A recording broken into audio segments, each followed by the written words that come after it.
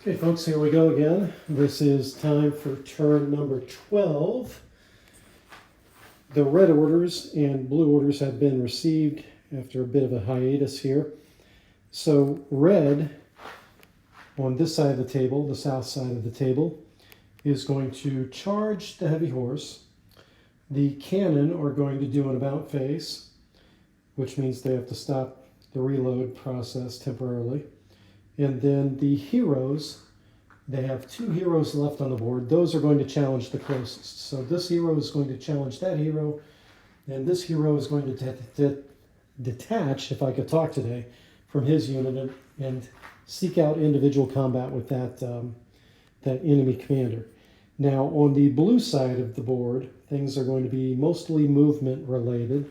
We'll see if this unit of heavy horse manages to charge into the flank of the armored foot, maybe, given the ranges here. This unit of pikemen is going to charge that heavy horse, and we'll see what happens with that.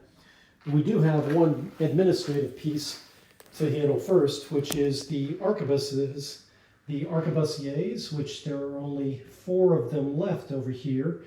Well, that unit is below 50% at this point and should have been removed. So we're going to just make that change right now. They would have routed off the table. I don't think they're much of a factor anyway at this point in the game. Eastern skirmishers over here are going to advance fully to the south. Now they don't need to make a facing change to do this.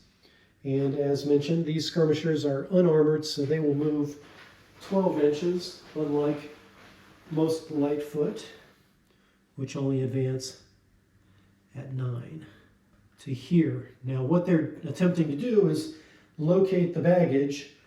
If they come within 1 move of the path to the baggage, then they get taken off the table and potentially seize the victory points associated with that. Similar situation with the heavy crossbowmen. They are to make a facing move to the south and then advance as much as possible. A right face will take them a half move. They're oriented this way, they're making a right face. That'll be half of their move. And then because they are heavy crossbowmen, they move at a rate of 9. So they will move 4.5 inches to the south. 1, 2, 3, 4, 4.5. Now, because these units are not going to have anything to do with combat during this turn, I'm going to go ahead and apply the fatigue to these guys as well. Both of them incur a movement fatigue token. This unit has 2 fatigue, 2 rounds of melee, and a charge. I think that's enough to make them fully fatigued. Let's take a look. Fully fatigued. 2 consecutive moving 2 consecutive turns, charging, then melee. So 2 consecutive turns, a charge and a melee.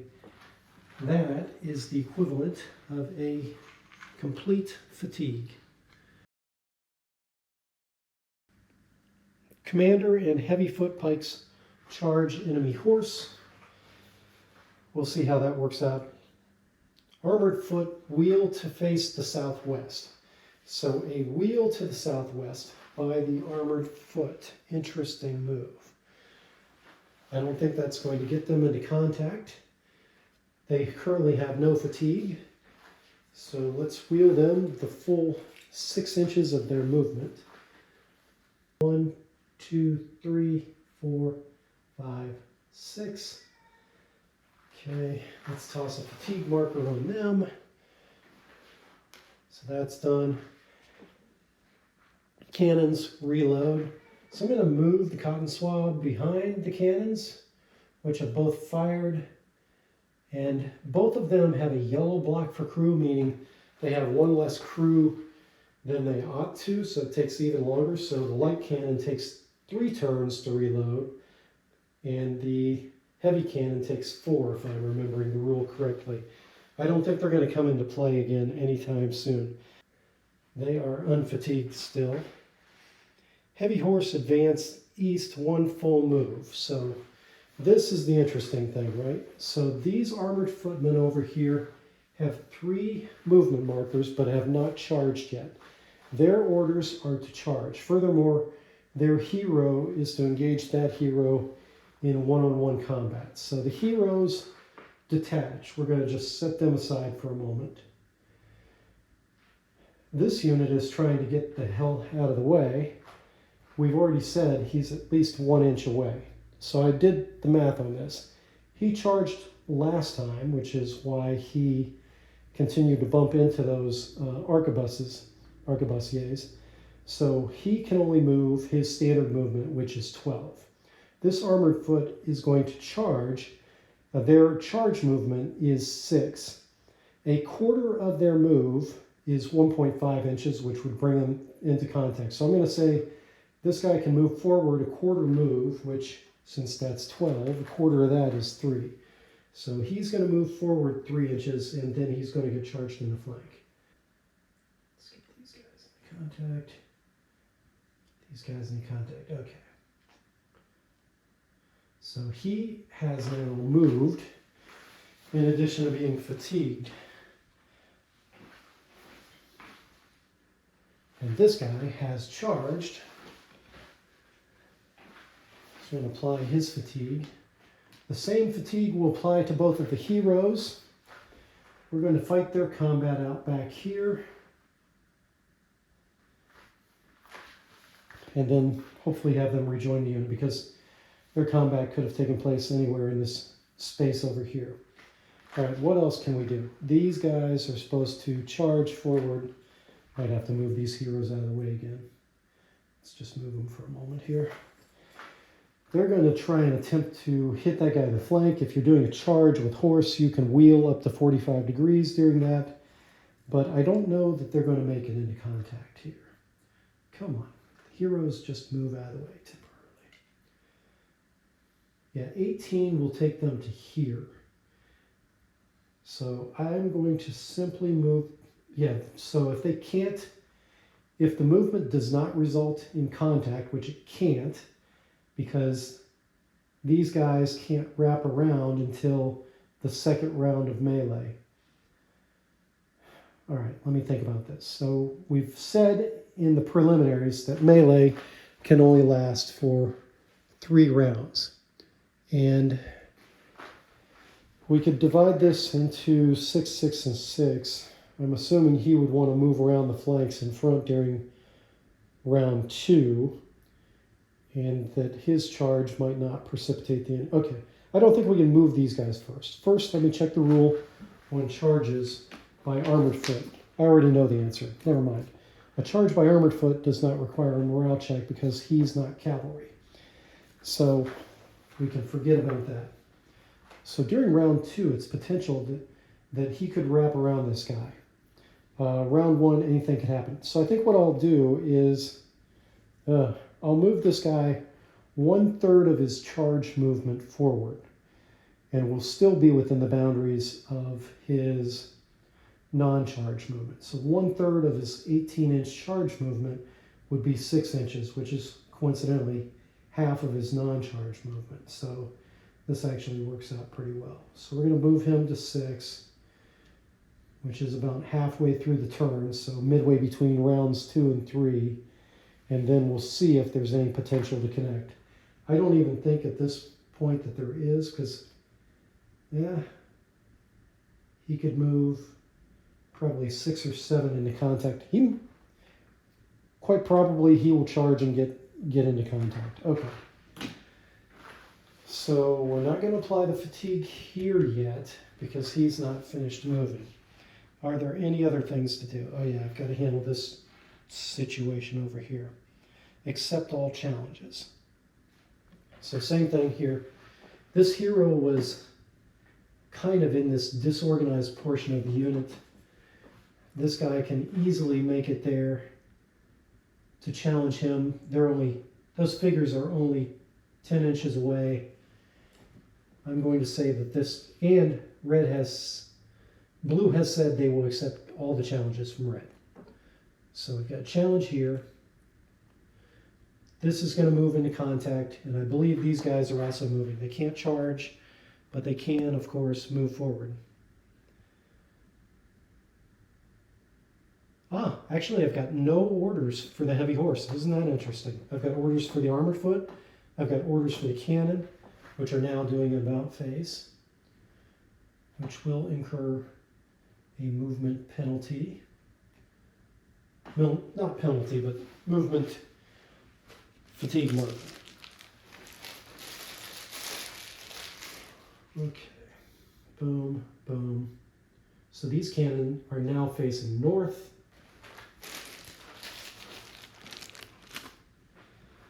And there was no orders for this, so I guess they're going to just accept the charge that takes place. I'll put a charge marker on these guys for fatigue. For the movement portion, there's no pass-through fire. They're out of range. They're facing the wrong way. Cannons aren't engaged. Okay, yeah. Nothing else to worry about here. So this is going to be a charge basically in mass.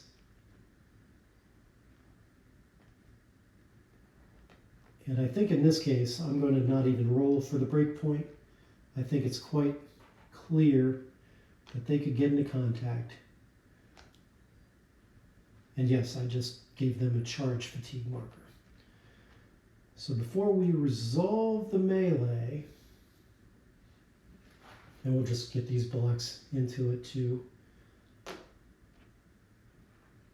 Get these guys out of the way. Put these blocks back together. I think I can tidy this up pretty well.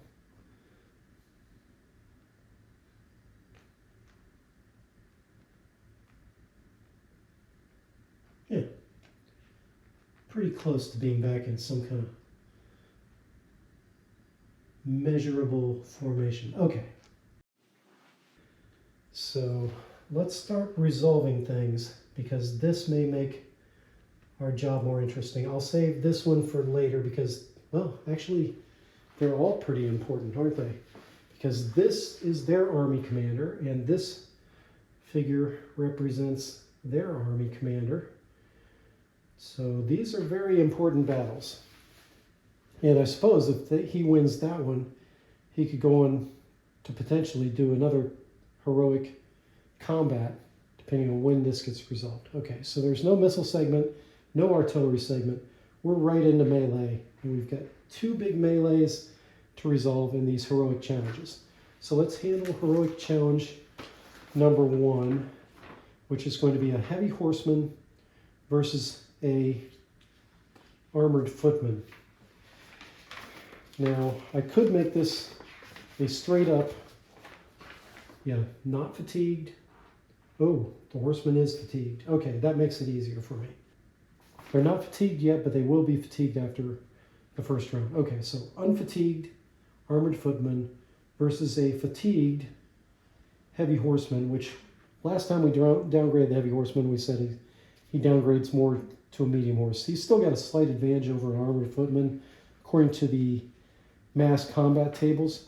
But I think because he's beyond fatigued, because of an additional movement and an additional melee marker, I think it evens it completely out, and it's going to be sevens to kill. Let's double check this on the heroic table.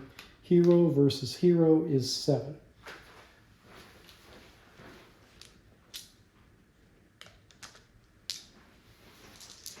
This is for the blue hero. 8. That will be a kill of the red army commander. The red army commander does a pushback with a 7 of this hero and pushes him away. However, the army commander is dead. Now that's going to be significant. Let's figure out where this horseman ends up going to. So on the heroic table it says roll 2 dice. Equal to the total means defender must fall back 1 move. 1 move for and he's already moved 1/4 of his movement. So he's moved 3. So plus he detached. I don't think that counts though. I think we simply have to move him from where he was challenged at to where he would end up if he moved back 12 inches toward his baseline.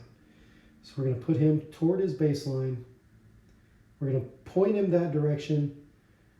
He's retreated, but there's no need to rally or anything like that. But he is definitely out of range to have any combat, any effect on this combat whatsoever. This army commander, because he is dead, will not be able to challenge their other heavy horse hero. And I'm going to say that that death occurs at the end of round 1 of melee. So until I resolve the rest of these, he's still exerting his influence during round 1. Then things are going to get pretty funky. All right. Now this one, let's look at the factors that we have over here. This heavy horseman for red is more than fatigued against this armored foot pikeman. No, this heavy foot pikeman.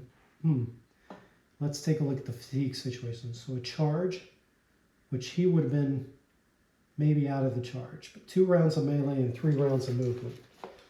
2 rounds of melee and 3 rounds of movement. Let's see. Moving 2 consecutive turns, charging and meleeing. So we could potentially say that he is fatigued if we used that rule and said that that was part of it, the charge. Moving 1 turn, charging and meleeing 2 rounds, moving 5 consecutive turns. 2 rounds of melee, a charge, and 3 move. I think he's probably fatigued. All right, so let's look at the factors here. So the heavy horseman is going to downgrade to a medium horseman due to his fatigue. I think the medium horseman is slightly better than the pikeman. Let's look here. So a heavy foot with pike adds an extra die. So heavy foot versus a medium horse would be 1 die per 3 men, which would be, and then a medium horse versus a heavy foot is 2 dice per man. 2 dice per man. Yeah, I think the horseman has an advantage here. And let's read about the pike too. All troops formed in close order. Well, he's not a close order troop right now, is he? He's got a polearm, but he's not in close order anymore because he's detached for this heroic combat. And I've talked about this way too long now, but I think what it ends up being is I'm going to give red an advantage on this roll. So whatever red rolls, which this is going to be red's roll, I'm going to add 1 to it. A 4. I'm going to bump that up to 5. So red rolls a 5, which is not sufficient to kill their army commander during round 1 of melee. What happens with the armored footman coming back the other way? 10. He kills their hero during the round 1. I can go ahead and remove this guy because he's already detached and he's not an army commander, so that's not going to matter. But just recognize that this army commander is exerting his command influence, but is independent of his unit right now. Okay, so now that we've resolved all the heroic combats for round 1 of melee, let's handle the easier melee first. This is going to be armored foot, charge, and 3 rounds. The charge is occurring right now, so charge and 3. Yep, not fatigued versus fatigued. In the flank with impetus. So armored foot versus heavy horse. 1 die per 3 men, 6 kills. But they have impetus, so it's going to be, well, these guys are fatigued. So first of all, we're going to bump these guys from heavy horse down to medium horse. So it's actually going to be 1 die per 2 men. But because we have impetus, that becomes 1 die per man, I'm going to say, right? Or we could say 2 die per 2 men and then divide it out and say 1 die per man. So 1 die per man, 6 kills. And they have no, yes, their army commander is still alive at this point. So 1 die per man, 6 kills becomes 1 die per man, 5 or 6 kills. 2 of them are going to be in contact for this initial round. So that's going to be 2 kills that red is going to impose on those heavy horsemen. The heavy horsemen attacked on the flank will get to do a blow back the other way. But again, they're downgraded because of their fatigue to medium foot. So downgraded to medium horse. Medium horse versus armored foot is going to be 2 dice per man, 6 kills. They had 2 men, 2 dice per man, 6 kills. So I'm rolling 4 dice. And their hero was detached. So unlike the army commander that has a command radius, their detached hero does not impact any of these rolls, and therefore they inflict no casualties on the red armored foot. Now let's go through our post-melee morale calculation. The red armored foot have killed 2 more enemy. They've inflicted 2 more casualties than they suffered. We multiply that by a die roll, which is 4, so that becomes 8 points per round for step 1 in post-melee morale calculation.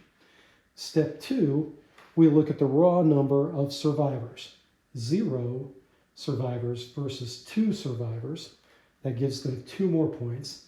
Now we take a look at their survivors and do the multiplication versus the morale rating. This always becomes more fun than it has to be.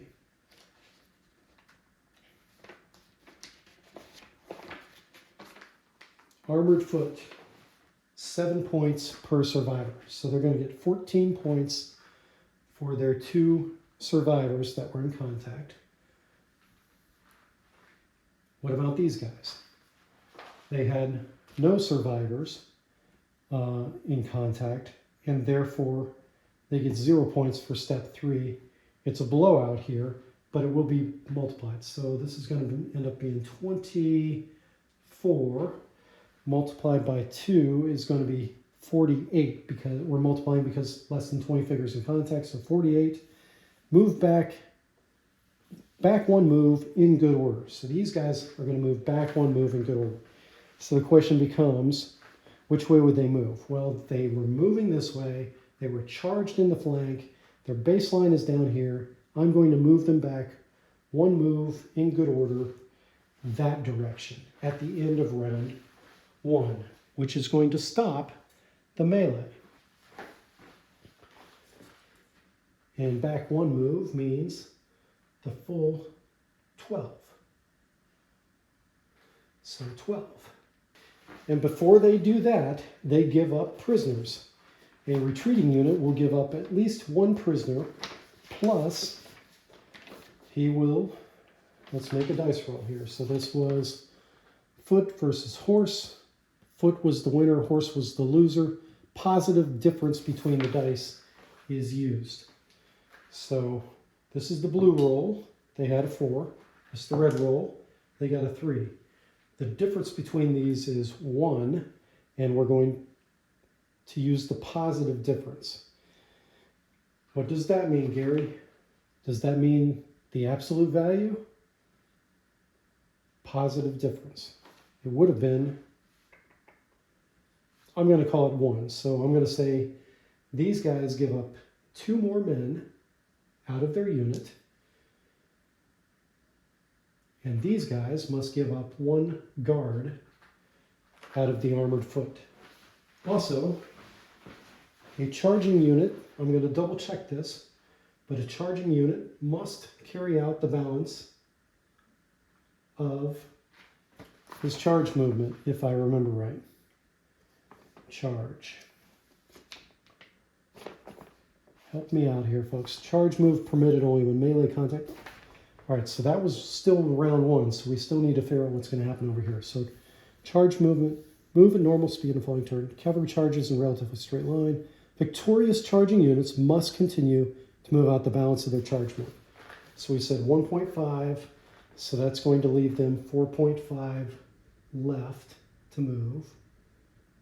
And we're still not done with round one because we still have to apply fatigue. We applied their charge marker. Now we must apply melee markers to both of these.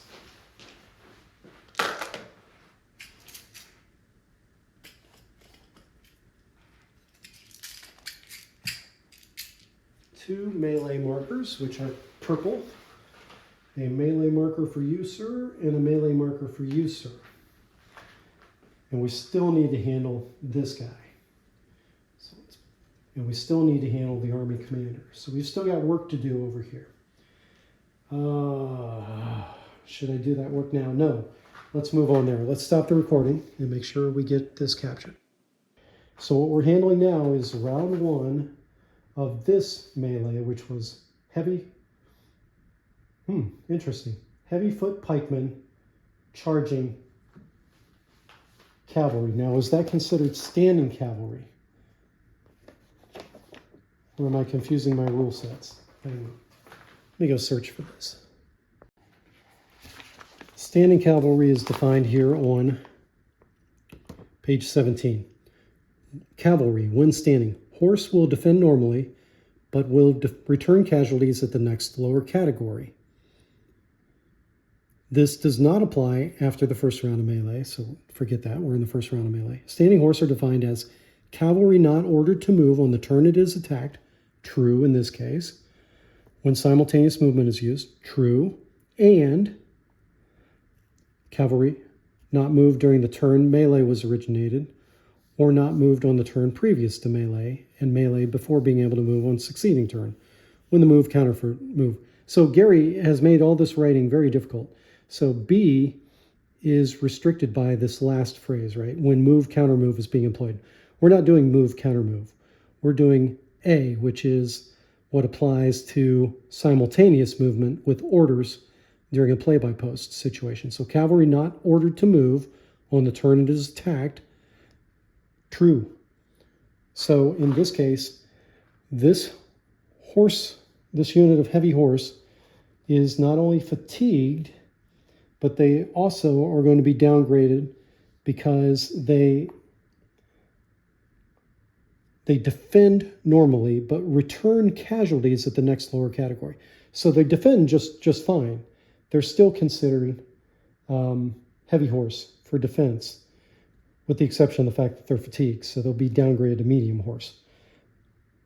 But they're not being downgraded because of this. But when they go to do their attacks back, which they can only do on the flank because of the pikes, when they go to do those few attacks that they get back, they get downgraded even further. So I'll downgrade them to either armored foot or light horse. I'll take a look at the tables here for their return casualties. Okay, now that that's out of the way, really edge case rule here coming into play, folks. And we already said this is not considered fatigued by the rules. I'm very tempted to treat this as fatigue, but I'm not going to. Okay, so what we have in contact here, 1, 2, 3, 4.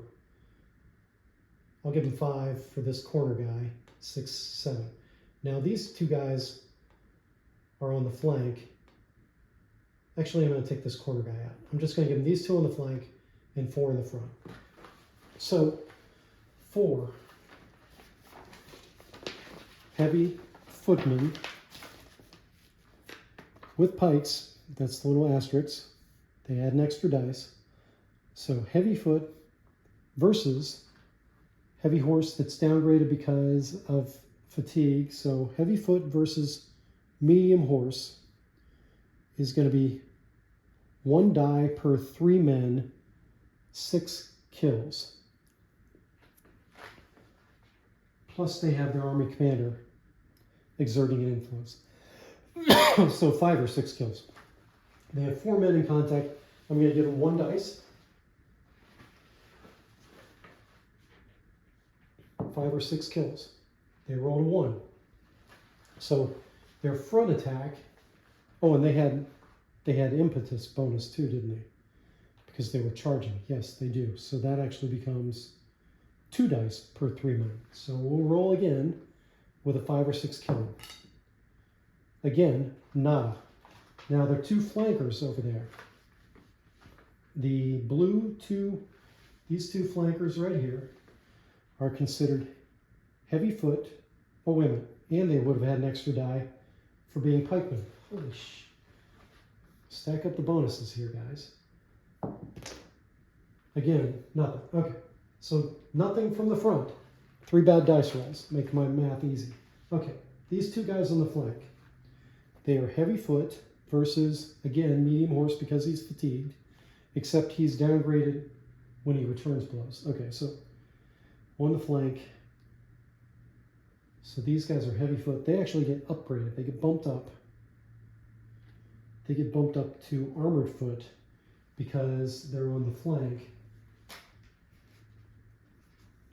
Right? Did they attack at the next higher level or did they defend? Let's see, flank attack. Units attacking on the flank next higher class. Okay, yeah. So they're actually treated as armored foot. Armored foot versus medium horse because they're downgraded. 1 die per 2 men, 6 kills. 1 die per 2 men, but, so they get 1 die for 2 men because they are armored foot. They get another die to roll because they're pikemen, and then they get another die because they've got impetus. So it's going to be 3 dice with 5 or 6 killing because they've got their army commanding. 5s or 6s will kill. We've got 1 kill out of all that sound and fury. Okay. So now we've got to do our math. Are we still recording? Looks like it. Okay, good. So let's do our math. Post-melee morale calculation. So they had inflicted, the blue team inflicted 1 more casualty than the red team absorbed. We're going to multiply that by a dice roll. So 3 points for step 1. Now we take the absolute number of figures that were survivors. So on the red side, there's only 4 survivors that were in that melee. On the blue side, there are 4, 5, 6 survivors. Same thing, except now, instead of just these raw numbers, we multiply by what they are. So, oh yeah, and I haven't done the attacks back the other way. Holy cow. Pause this. I don't think these 2 guys are going to do much, but we still have to roll for it. Okay, so medium horse, because they're fatigued, versus armored foot, because it's the flank attack that we're doing. They can't do any attacks on the front because these are pikemen in close order. They can do these attacks on the side. So medium horse versus armored foot, because they're attacking the flankers. 2 dice per man, 6 kills. But they get downgraded. So instead of 2 dice per man, 6 kills, 1 dice per man, 6 kills, or 1 dice per man, 6 kills. It doesn't matter whether I downgrade them to light horse or to armored foot. It's still going to be 1 die per man, 6 kills. They're heroes detached. They get to roll 2 dice because that guy's not dead yet.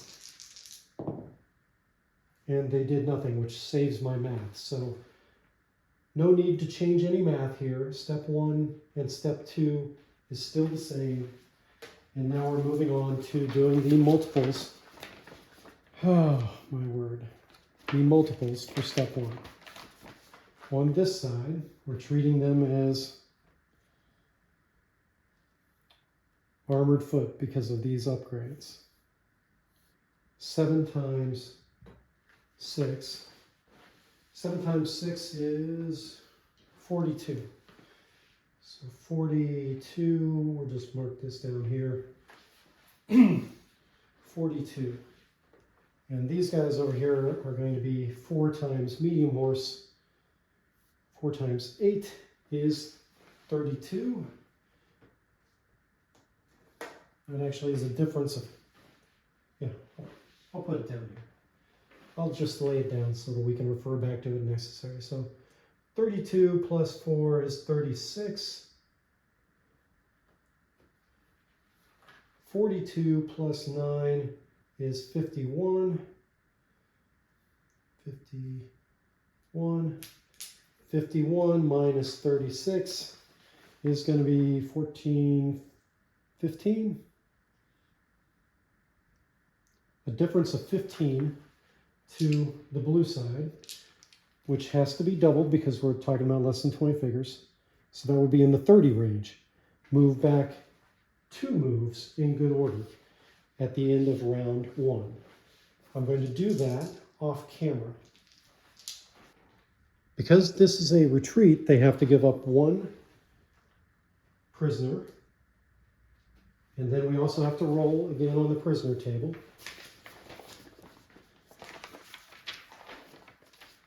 The winner in this case was foot versus horse. Positive difference used. Very similar circumstance here. So that's the blue die, this is the red die. The difference between those two is 2. So 2 more. I'm pretty sure these guys are now down to 50%. They only have 6. I think their unit started with 18. They have definitely crossed the threshold at some point here, and we will have to do instability due to excess casualties. But we will also have to give up 1 block for prisoners over here. Instability due to excess casualties. All right. Heavy horse, 50%, 6 or better to remain. They will remain. Fatigue. These guys get another unit of melee fatigue.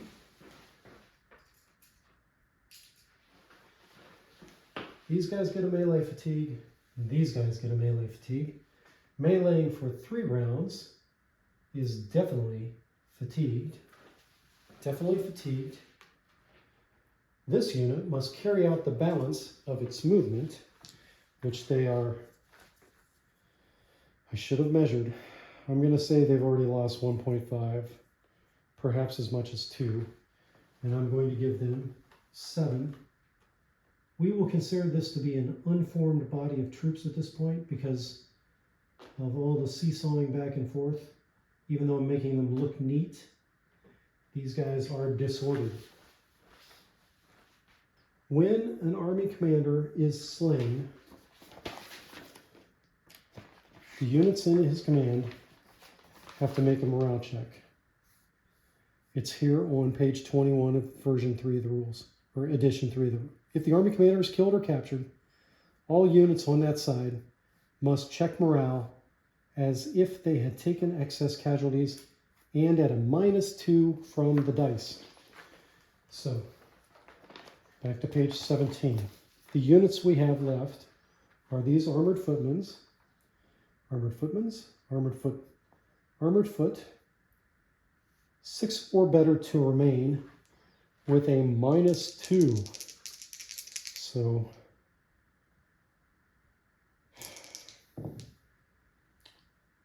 6, the armored foot remain. How about those heavy horse again? I think heavy horse were 6 or better, yes. So again, 6 or better, but at a -2. 9 minus 2 is 7. Those guys remain. Now the 2 cannon. Cannon have light crews. And if you lose your cannon crews, nothing can happen with the cannon. So I'm going to roll each cannon independently with light troops. 8 or better to remain with a -2. We're rolling for his heavy cannon. Their crew will leave. And how about his light cannon?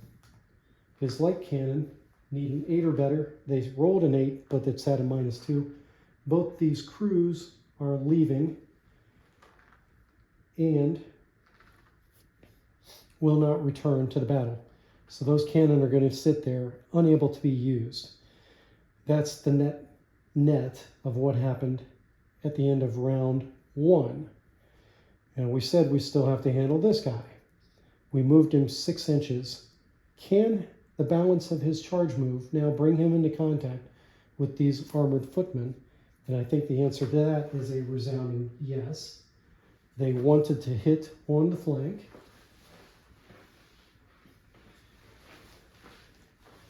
So they're going to ignore the cannon and go for the prize here. And they're allowed to wheel up to 45 during a charge, which is what this is.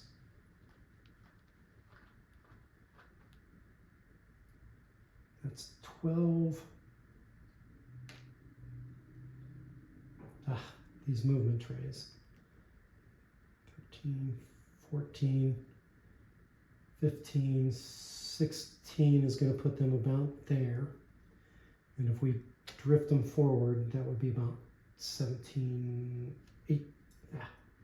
18 is going to be about here. Now I am going to roll to see if we break around them like we had done with previous charges.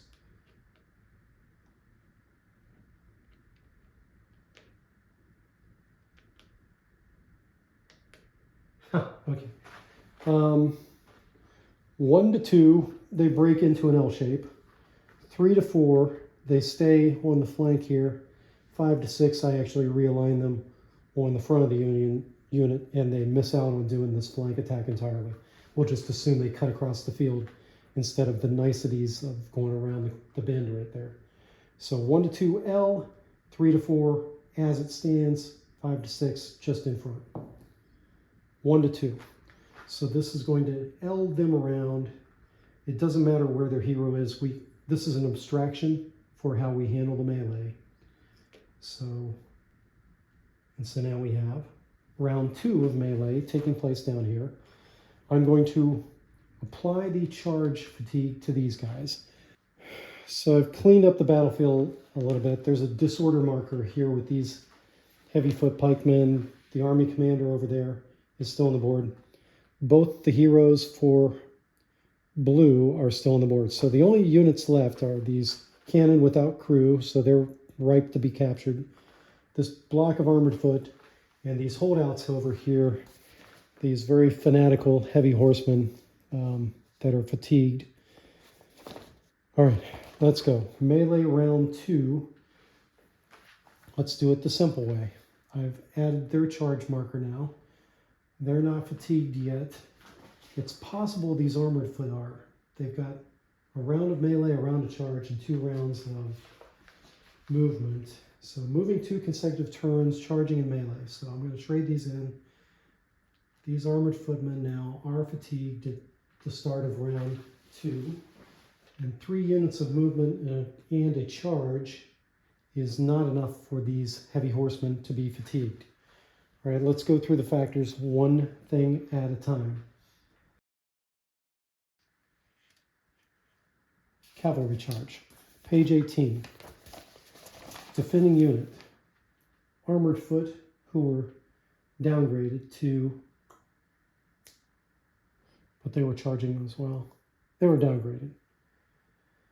They were downgraded. Armored foot, elite heavy foot are in the same line. Heavy foot, attacked by heavy. Heavy foot attacked by heavy, they need a 9 to remain.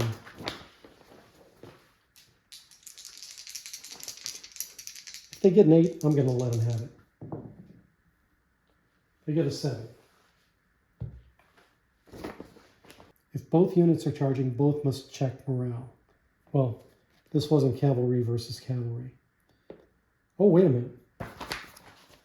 Cavalry charge. If both units are charging, both must check morale, adding 1 to the dice score if foot. So this would have been bumped up to an 8. But they're fatigued. You know what? This rule accounts for this situation with the charge. If both units are charging, both must check for morale, adding 1 to the dice score of foot and 2 to the dice score of horse. So it would have been fatigued armored foot, which would have been heavy foot, versus heavy horse. They needed a 9. They rolled a 7, plus 1 is 8. They failed. All right. To read the rule fairly, they failed. But the heavy horseman also had to make a check. So let's see what happens there. Defending unit, heavy horse. Attacking unit would have been heavy foot. Still would be, or should I put it in the medium category? I love it, Gary Gygax. I think it probably should be the medium category. So heavy horse to withstand an attack from medium requires a 4. 5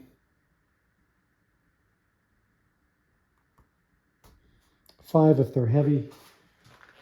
Let's just roll the dice and see if we get anything shitty, and then we have to figure it out. No, they rolled a 9. They're fine. They're fine. So what happened? No casualties. Instead, as these heavy horsemen approached to break around the corner of this formation, they failed their check. Units charged in a flank deduct 1 from the dice score.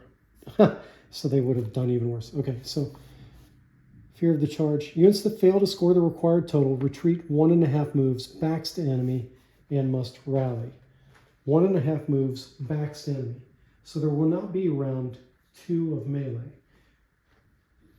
Right? That's 9 inches from where they were, right? Yep. Okay. And their backs are to the enemy. Because no contact took place, this was not a melee. No prisoners are given up in this. But they did fail their morale check and are facing the wrong way on the battlefield. These guys, I'm going to reconsolidate like it's just before they broke around that unit that they ran away. And because this was at the end of their charge movement range, I'm going to say they don't carry forward any further. Everybody happy with that? If not, put some comments in the comments section. So instead of round 2 of melee, we get a retreat. That already applied the charge marker. Don't need to apply any additional marker for that. That is the end of a very eventful turn number 12. Thank you all.